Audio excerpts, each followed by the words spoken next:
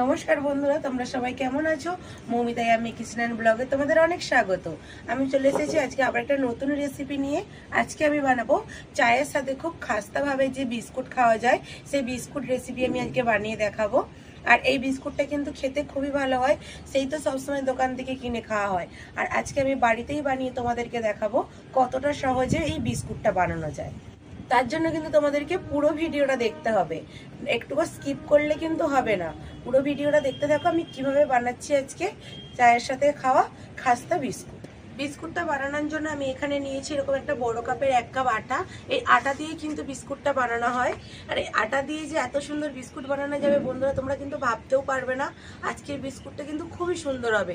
দোকান থেকে কিনে নিয়ে এসে খাওয়া হবে না বাড়িতে বানিয়ে খাওয়া হবে, কেউ কিন্তু বুঝতেই পারবে না যেটা দোকানের কি বাড়ির।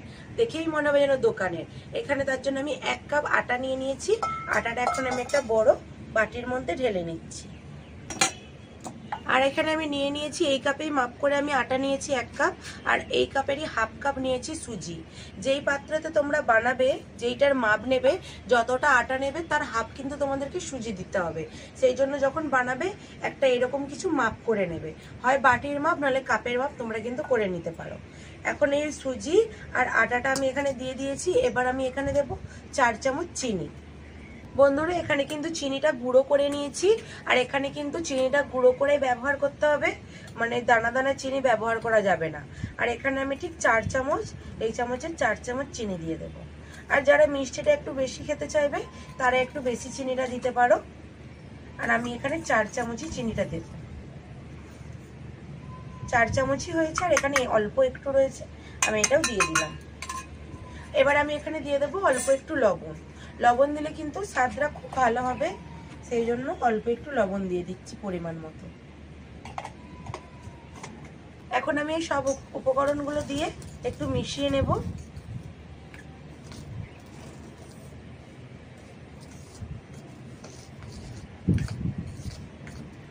এখানে বন্ধুরা আমি কিন্তু সবকিছু উপকরণগুলো ভালো করে মিশিয়ে নিয়েছি। এবার আমি এখানে দেব 5 চামচ সাদা তেল। সাদা তেলের বদলে তোমরা কিন্তু এখানে ঘিও ব্যবহার করতে পারো। আমি আজকে ঘি দিচ্ছি না, আজকে আমি এখানে দিচ্ছি সাদা তেল। এখানে আমি 5 চামচের মতো সাদা তেল দিয়েছি। তোমাদের পরিমাণটা যেরকম হবে সেরকম অনুযায়ী কিন্তু সবকিছু দিতে হবে। এবার আমি এটাকে খুব ভালো করে মাখিয়ে নেব।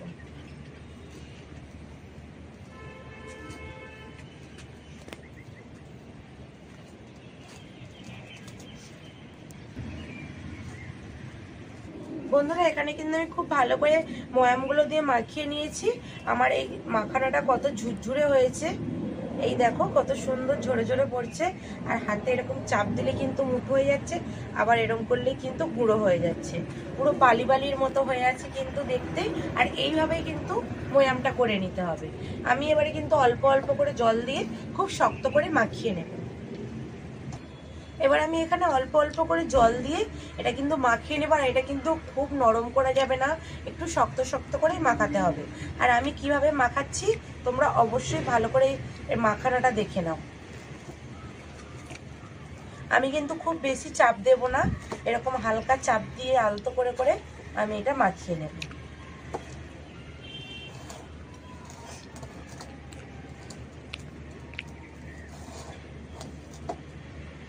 বন্ধুরা, এখানে কিন্তু আমি আর জল ব্যবহার করব না। প্রথমেই যে আমি অল্প একটু জল দিয়ে দিয়েছি, এটাকে আমি কিন্তু শক্ত করে মাখিয়ে নেব। প্রথমে কিন্তু এরকম ঝুড়ো ঝুড়ো টাইপের হয়ে যাচ্ছে, এই যে দেখো এরকম করে নিয়ে তারপরে আমি কিন্তু একটা ডোয়ের মতো বানাবো। আর একে কিন্তু খুব বেশি চাপ দিয়ে মাখালে হবে না। আমি কিন্তু এরকম সব ঝুড়ো ঝুড়ো করে মাখিয়ে নিয়েছি। এইবার আমি এটাকে একটা ডো বানিয়ে নেব। আর ঝুড়ো ঝুড়োটা তোমরা দেখে বুঝতে পারছো যে কিরকম ঝুড়ো ঝুড়ো করে মাখিয়েছি। এইভাবে কিন্তু ঝুড়ো ঝুড়ো করে মাখিয়ে নিতে হবে। এইবার আমি এরকম হালকা করে একটু চাপ দিয়ে দিয়ে এটাকে একটা ডোয়ের মতো বানিয়ে নেব। আর এটা কিন্তু খুব বেশি জাঁক দিলে হবে না, এরকম হালকা করে চাপ দিয়ে দিয়ে কিন্তু এই ডোটা বানিয়ে নিতে হবে। বন্ধুরা, এখানে কিন্তু আমি একটা এরকম ডো বানিয়ে নিয়েছি। এবার এটাকে চাপা দিয়ে আমি 5 মিনিটের মতো রেখে দেব। এইরকম ভাবে আমি একটা ডো বানিয়ে নিয়েছি। আর অবশ্যই কিন্তু এটা একটা শক্ত করে ডো বানাতে হবে। এটা কিন্তু আমার অনেকটাই শক্ত হয়েছে ডোটা। এবার এটা আমি চাপা দিয়ে 5 মিনিট রেখে দেবো। আমার কিন্তু 5 মিনিট হয়ে গেছে। এবার আমি খুলে দেখে নেব। আর এখানে কিন্তু ডোটা আমি দুটো ভাগ করে রেখেছিলাম। ডোটা কিন্তু আমার এখনো শক্তই রয়েছে, হালকা একটু নরম হয়েছে। এবার আমি এটাকে বেলে নেব। বন্ধুরা, এখানে একটা আমি বেলুন পিড়ি নিয়ে নিয়েছি। এবারে প্রথমে হালকা করে এটাকে একটু চাপ দিয়ে দেব। এটা কিন্তু এরকম ফেটে ফেটে যাচ্ছে। এবারে এরকম ভাবে বেলে নেব একটু চাপ দিয়ে।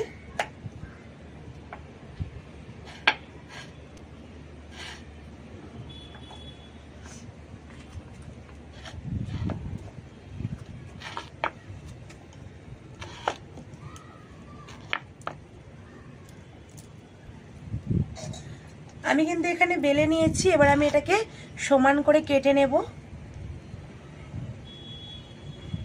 4 কোণ কেটে আমি সমান করে নেব।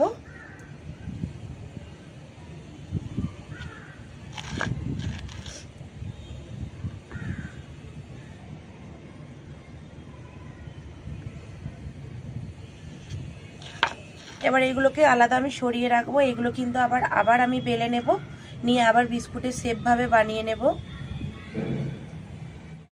মাঝখান থেকে কেটে নেব। কেটে নিয়ে এইভাবে আমি চৌকো চৌকো করে কেটে নেব। তোমরা যে যেরকম ডিজাইন করতে পারবে সেটা সেরকম করে নেবে। আমি এরকম চৌকো চৌকো করেই বানিয়ে নেব। এই দেখো, আমার কিন্তু পুরো দোকানের বিস্কুটের মতো হয়েছে। এবার এইটাকে আমি একটু ডিজাইন করে নেব।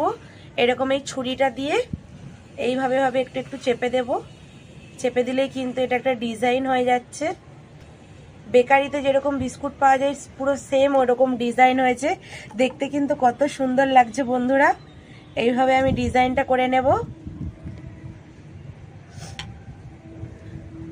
আবারও একটা আমি ডিজাইন করে নিচ্ছি।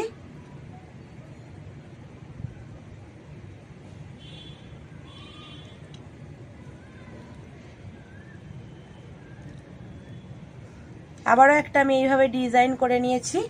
প্রত্যেকটাই আমি এইভাবে ডিজাইন করে নেব। বাকিগুলো যে রয়েছে সেইগুলো কিন্তু আমি এইভাবে বেলে এইভাবে কেটে চৌকো করে ডিজাইনগুলো করে নিয়ে তোমাদেরকে সবগুলো দেখাচ্ছি। এখানে কিন্তু আমি সবগুলো বানিয়ে নিয়েছি।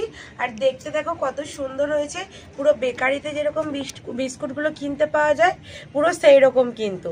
আর বাড়িতে কিন্তু এরকম করে খুব সহজেই পুরো বানানো যাবে বেকারির মতো বিস্কুট। আর এখানে কিন্তু এই ডিজাইনটা করতে কিন্তু দেখতে কিন্তু আরো ভালো লাগছে। ডিজাইনটার জন্য খুব সুন্দর দেখতে লাগছে। আমি এইভাবেই কিন্তু যেগুলো সব কেটে সাইড করে বাদ দিয়েছিলাম সেইগুলোকে আবার আমি এইভাবেই বানিয়ে নিয়েছি। আর সবার লাস্টে কিন্তু আমার একটুখানি বেজেছিল, সেইটাকে আমি এইরকম ভাবে বানিয়েছি। সেটা কিন্তু একটু কেমন হয়েছে দেখতে, কিন্তু খেতে একই হবে। এবার আমি এগুলো সবগুলো ভেজে নেব। এটা এখন চাপা দিয়ে রাখবো, রেখে আমি উনুনটা ধরিয়ে নেব। বন্ধুরা, এখন কিন্তু আমি উনুন ধরিয়ে নিয়েছি আর কড়াও বসিয়ে দিয়েছি। এবার কড়ার মধ্যে আমি দিয়ে দেবো সাদা তেল। আর এই মিষ্টিটা বানাতে কিন্তু সাদা তেলেই বানাতে হবে, সর্ষের তেলে বানালে হবে না। আমি কড়ার মধ্যে সাদা তেল দিয়ে দিয়েছি। বন্ধুরা, এখানে কিন্তু আমার তেল গরম হয়ে গেছে।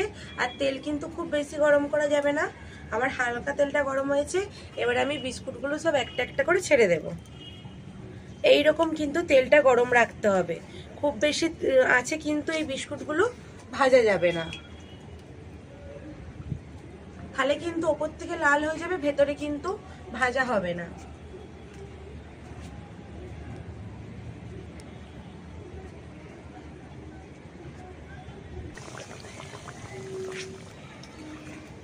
বন্ধুরা, এক পিঠের গুলো কিন্তু আমার ভাজা হয়ে গেছে, হালকা লাল লাল হয়েছে। এখন আমি উল্টে দেবো আস্তে আস্তে।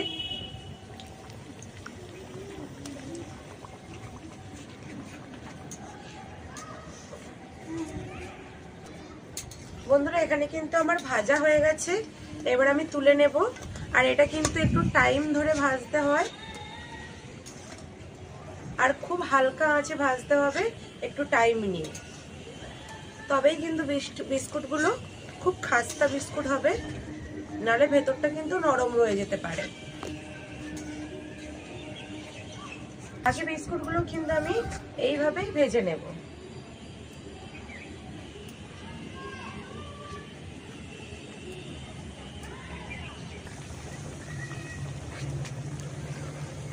বন্ধুরা এখানে কিন্তু আমার সব বিস্কুটগুলো ভাজা হয়ে গেছে। আর ভাজার পরেও দেখো ডিজাইনটা কিন্তু কত সুন্দর রয়েছে, একটুকু কিছুই হয়ে যায়নি ডিজাইনটা, দেখতে কিন্তু আরো বেশি সুন্দর লাগছে। আর বাড়িতেই আমি কত সুন্দর বিস্কুট বানিয়ে নিয়েছি। তোমরা কিন্তু অবশ্যই বাড়িতে 1 কাপ আটা আর হাফ কাপ সুজি দিয়ে কিন্তু এই বিস্কুটটা বানিয়ে নিতে পারো। এটা কিন্তু খেতে খুব সুন্দর হয়, পুরো বেকারির মতো হয়। আমি একটা তোমাদেরকে ভেঙে দেখাচ্ছি। এই দেখো কত সুন্দর, এই দেখো কত সুন্দর কিন্তু ভাঙা হয়ে যাচ্ছে। আর ভেতরটা পুরো একদম শক্ত, একদম ক্রিস্পি হয়েছে, পুরো মুচমুচে। আর কিরকম আওয়াজ হচ্ছে, কত সুন্দর, কত সুন্দর আওয়াজ হচ্ছে বিস্কুটগুলো থেকে। তাহলে ভাবে নাও কত সুন্দর হয়েছে খাস্তা, পুরো খাস্তা বিস্কুট হয়েছে। এইরকম করলে কিন্তু একটা আওয়াজ হচ্ছে, এত খাস্তা হয়েছে বিস্কুটটা। আর তোমরা কিন্তু বাড়িতে অবশ্যই এইভাবে বিস্কুট বানিয়ে খেয়ে দেখবে, খেতে কিন্তু খুব সুন্দর হয়। তার জন্য কিন্তু তোমাদেরকে বাড়িতে বানিয়ে খেয়ে দেখতে হবে, নাহলে কিন্তু তোমরা বুঝতেই পারবে না যে এত সুন্দর বিস্কুট বাড়িতে বানালে এত ভালো লাগে। তো ভিডিওটা এখন আমি বেশি বড় করছি না, এখানেই শেষ করছি। ভালো লাগলে অবশ্যই একটা লাইক করে দেবে। আর যারা এখনো চ্যানেলটা সাবস্ক্রাইব করেনি তারা সাবস্ক্রাইব করে দেবে। যারা সাবস্ক্রাইব করেছে তাদেরকে অনেক ধন্যবাদ। দেখা হচ্ছে নতুন কোনো রেসিপি নিয়ে, ততক্ষণে টাটা।